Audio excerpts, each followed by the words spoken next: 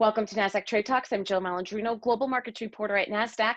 Joining me as part of our virtual financial markets quality conference at Georgetown University is John Jacobs, Executive Director with the Center for Financial Markets and Policy at Georgetown, to discuss highlights from FMQ. John, it's great to see you as always, although I do miss seeing you in person at the various conferences we cover. Welcome back to Trade Talks. Thank you very much. And again, I miss the in-person interaction as well. So next time things are back to normal, I'll buy you a cup of coffee. So there you go. Looking forward to it. And clearly FMQ is different this year as we are operating in a virtual environment. How has that helped to shape the content and what's changed over the past 10 years? that's a great question. So the conversion to Zoom, which is, just the first thing, Zoom was pretty easy because we've been using Zoom as our the way we teach classes at Georgetown Educational Continuity for years. Snowstorm closes campus, we use Zoom. So Zoom wasn't hard, but what's changed though is everything that's going on has just accelerated all these massive issues. And so the theme of this year's conference was, how can global financial services companies deal with societal changes? So it's a departure for us. As you know, our roots used to be in arcane market structure rules and efficient markets, et cetera. But now we broadened it out because of COVID, the political unrest, the social injustice issues, climate change, ESG. So the topics have changed. And beyond that, what's very interesting is everyone's working from home. Both of us are. Everyone's working from home. So we've had no shortage of speakers we've always had great speakers, but who've wanted to participate because they don't have to spend 2 days traveling to DC and back. They can just Zoom in from their office or their home. The other issue is interesting is that we've always physically limited our attendance to 400 because of the physical location, which you're very familiar with. We had over 1,000 people sign up for this event this year. So again, we're reaching a broader audience with a much bigger series of topics, and I think much more global speakers.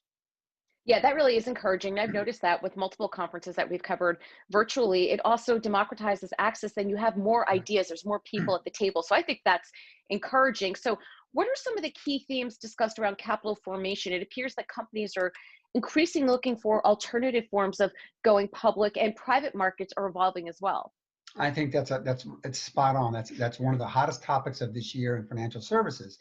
Everything from look at Nasdaq's private markets, which you're very familiar with, about being able to allow companies, the Ubers of the world, to have a private market to manage the capitalization table, to allow buyers and sellers early stage when the company's still private, all the way through Nasdaq New York Stock Exchange for the public markets. This year, we've seen a record IPO market. And in 1 week, we've seen companies do traditional IPOs, SPACs, direct listings. So the choices for companies to raise capital privately and publicly, I think, have never been more numerous, which is great because every company's different. Every company has different needs at different times in their life cycle. I see this growing and growing and growing. You'll see more digitization of other types of assets, real estate and other asset classes. And again, they'll end up on organized markets. So it's a really exciting time to look at capital formation options. And as you mentioned before, there certainly is an appetite for ESG and values-based investing. How is the industry approaching that? So it's very interesting. It is, I have to say, it is also one of the most important topics that's come up this year.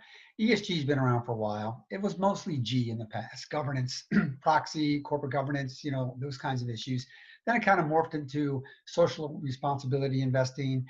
And in the old days, it was that investors said, well, I'll feel good about this investment even though I won't make as much money. That is not the case today. Investors are demanding equal or greater returns for doing ESG investing than they would if they weren't. And what they're looking at is at the E factors and the S factors, environmental and social factors, are the building sustainable companies. These companies will and should outperform over time. Secondly, we're in the middle of a pandemic. We've seen the impact of the climate change. We've seen the racial injustice issues that have surfaced, not just in the United States, but around the world. There are massive, multiple, huge issues that are going to be addressed a lot through ESG, whether or not there's the analysis of the companies and people want to invest in those kinds of activities. So ESG is reborn, but it is here to stay and growing strong. What are some of the challenges with measuring ESG investing? Did the speakers address standardization and reporting? That's spot on. The third leg of that is data. right? There's no uniformity of the data, right? Companies can self-report different ways. There's movement to come up with standardization of disclosure. Hasn't happened yet.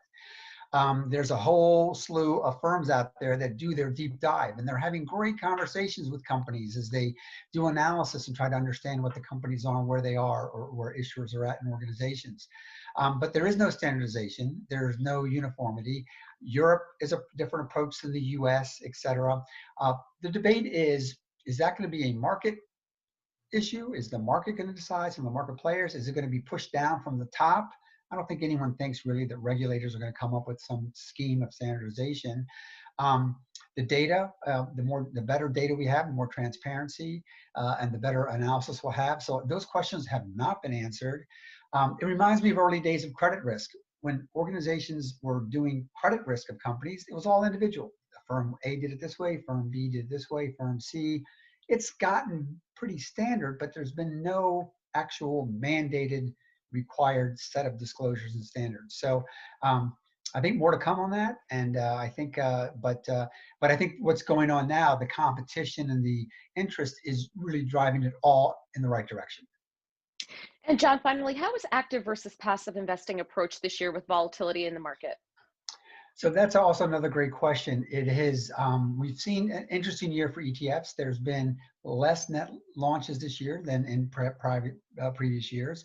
We've also seen, though, ETF assets growing, getting bigger and bigger. And that's because the money is flowing into those big legacy products, QQQ, the Nasdaq 100. If you look at the stocks in the Nasdaq 100 and how they are just been these phenomenal growth stocks, they continue to outperform. And so, you know, billions of dollars have flowed in. S&P, which also reflects the same stocks, et cetera, Dow, some of the bigger benchmarks. So I think we're seeing the continued use of index or passive investing, but much more around the core, et cetera. And we're seeing some new products come out, but just haven't gotten as much traction yet as the other products. There've been a whole slew of launches of active ETFs. Change, nothing material yet, but growing. So I don't think we've changed anything about in this volatile world. There's a lot of stock picking going on, a lot of people looking at the short-term horizon, you know, at this, and then there's still the traditional, let's invest in the market and ride with the market. All right, John, great insight as always. Thanks for joining us on Trade Talks. Thanks for having me, I appreciate it. And thanks for joining me. I'm Jill Malandrino, Global Markets Reporter at Nasdaq.